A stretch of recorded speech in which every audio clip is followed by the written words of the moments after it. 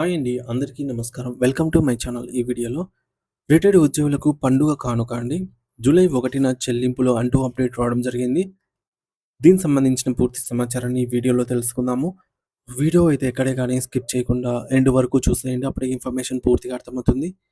అలాగే వీడియో చూస్తున్న ప్రతి ఒక్కరు లైక్ చేయండి ఫ్రెండ్స్. ఈ వీడియోని తోటి ఉద్యోగ, పెన్షన్ మిత్రులతో అయితే షేర్ చేయండి. కొత్తగా మన ఛానల్ చూస్తున్న వారు ఇంకా ఎవరైనా సబ్స్క్రైబ్ చేసుకోకపోతే వెంటనే మన ఛానల్‌ని సబ్స్క్రైబ్ చేసుకోండి. సబ్స్క్రైబ్ చేసుకోవడం వల్ల నేను చేసే ప్రతి ఒక్క వీడియో మీ వరకు రీచ్ అవుతుంది. ఇక ఆలస్యం చేయకుండా వివరాల్లోకైతే వెళ్ళిపోదాము. సో, ఫ్రెండ్స్ ఇక విషయానికి వచ్చినట్లయితే ఆంధ్రప్రదేశ్ రాష్ట్ర ప్రభుత్వం విశ్రాంత ఉద్యోగుల సంక్షేమం కోసం మరొక కీలక అడుగైతే వేసింది.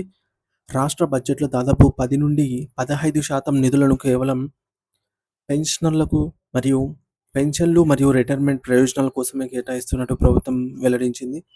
ఇది ప్రభుత్వం పెన్షనర్ల పట్ల చూపుతున్న నిబద్ధతకు నిదర్శనము.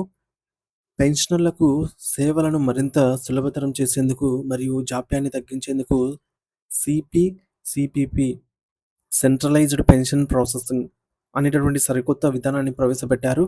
దీని ద్వారా పెన్షన్ ప్రక్రియలో గతంలో ఉన్నటువంటి అదనపు ఛార్జీలు పూర్తిగా రద్దు చేస్తూ ప్రభుత్వం పెన్షనర్లకు తీపి కబురు అయితే అందించింది. ఇక పన్నుల విషయంలో కూడా పెన్షనర్లకు మరియు ఉద్యోగులకు భారీ ఊరట అయితే లభించింది. కొత్త పన్ను ఆదా కొత్త ఆదాయపు పన్ను నిబంధనల ప్రకారంగా పెన్షనర్లకు 50,000 వరకు స్టాండర్డ్ డిడక్షన్ ప్రయోజనం అదనంగా అయితే లభిస్తుంది. మరి దీనివల్ల వారు చెల్లించాల్సిన పన్ను భారం అయితే తగ్గుతుంది. ఇక సర్వీస్‌లో ఉన్న ఉద్యోగుల విషయానికి వస్తే కొత్త పన్ను విధానంలో స్టాండర్డ్ డిడక్షన్‌ను 75,000కు అయితే పెంచారు. దీంతో పాటుగా ఎన్‌పీఎస్‌లో ఎంప్లాయీ కాంట్రిబ్యూషన్ మినహాయింపు పరిమితిని కూడా పెంచడం వల్ల ఉద్యోగులకు అదనపు ఆదాయం మిగలటమే కాకుండా వారి యొక్క రిటైర్మెంట్ నిధి కూడా పెరుగుతుంది. బలోపేతమవుతుంది. ప్రభుత్వం ప్రవేశపెట్టిన ఈ యొక్క ఆకర్షణీయమైన మరియు ఆధునిక పద్ధతులు పెన్షనర్లు తమ వృద్ధాప్యంలో ఆర్థికంగా స్వతంత్రంగా, గౌరవంగా జీవించడానికి ఎంతగానో దోహదపడతాయని చెప్పవచ్చు. సో, ఇది ఫ్రెండ్స్. ముఖ్యంగా ముఖ్యాంశాలు చూసుకున్నట్లయితే బడ్జెట్ వాటా రాష్ట్ర బడ్జెట్‌లో 10-15% నిధులు కూడా పెన్షనర్లకు మరియు రిటైర్మెంట్ ప్రయోజనాలకు కేటాయింపు. సిపిపి పెన్షన్ విధానం అన్నమాట. ఈ యొక్క ప్రాసెసింగ్‌ను వేగవంతం చేస్తూ సరికొత్త కేంద్రీకృత వ్యవస్థనైతే ప్రవేశపెట్టారు. ఛార్జీల రద్దు. పెన్షన్ సేవలకు సంబంధించి గతంలో ఉన్నటువంటి అదనపు రుసుములను ప్రభుత్వం పూర్తిగా తొలగించింది. Talks benefits. పెన్షనర్లకు 50,000 మరియు ఉద్యోగులకు 55,000 స్టాండర్డ్ డిడక్షన్ ప్రయోజనం అయితే ఉంటుంది. ఎన్‌పీఎస్ పెంపు.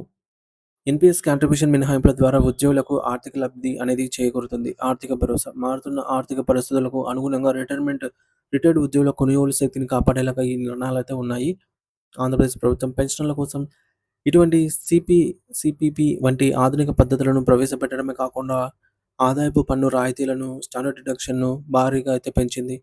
బా బడ్జెట్‌లో సింహభాగం నిధులను కేటాయిస్తూ అదనపు ఛార్జీలను రద్దు చేయడము.